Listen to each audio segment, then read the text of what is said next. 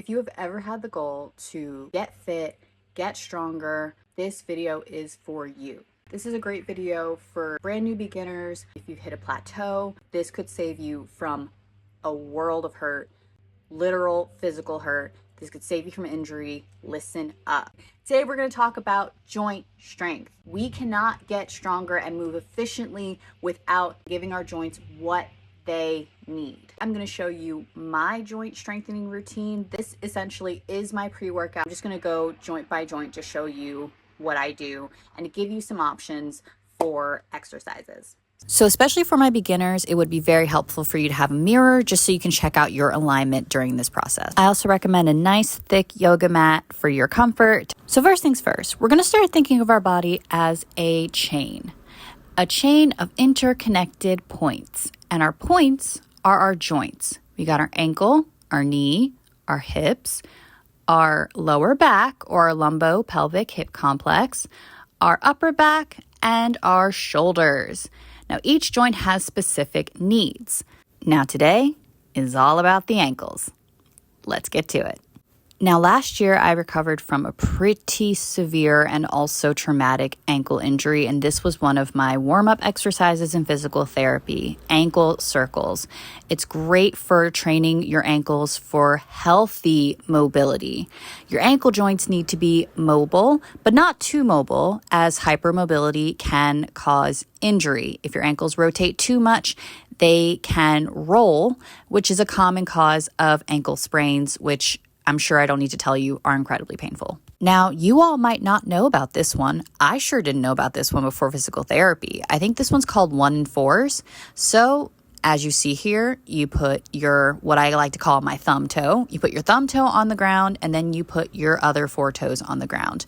When I first did this, it was incredibly difficult and I still struggle with it a little bit. It's great to train your coordination, but it also strengthens those small muscles and tendons around your ankle to keep the whole thing stable. My joints throughout my body are hypermobile and hyperflexible. They have a lot of range of motion, but not a lot of strength and support. So that is what this program that I've designed is specifically made to target. Flat-footed dancers, stand up. What dancer do you know doesn't love a good old-fashioned classic point and flex? This one's wonderful for ankles. So if you happen to have a TheraBand, you can wrap it around the ball of your foot and practice this with some resistance.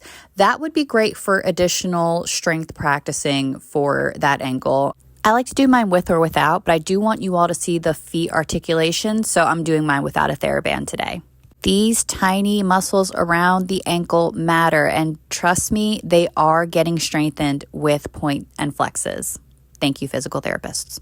Now, whether or not you've done calf raises before, I do recommend grabbing a chair for this one because you do need more muscles than you think to do this exercise correctly. Most people like to roll up onto the balls of their foot, but that actually is not proper technique. Very subtle difference. You want to imagine there's a string at the top of your head just pulling you straight up onto the balls of your foot. You're not going to roll up, you're just going to press up. Did you catch that difference? You want to do it nice and slow. And while you're rising, you want to make sure that you're activating your quad muscles, your core muscles, and your glute muscles. You don't want to put it all into your feet because that might make your ankles hurt and that might make you feel tempted to do this exercise incorrectly, which could lead to the very injury that we're trying to avoid. Calf raises are more than just exercises to make your calves look pretty.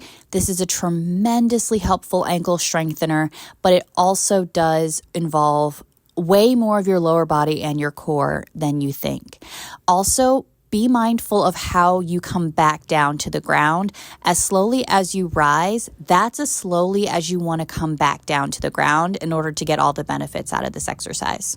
Most, if not all of these exercises, I learned from physical therapists after my super traumatic left ankle injury. That story will come in another video. From ballet, from my own research as a certified personal trainer, or from other sports coaches and people like that I've worked with. I highly recommend them. Please give these a try, and I will go through joint by joint in future videos. Take care of your bodies, take care of yourselves, and I will see you in the next one. Bye.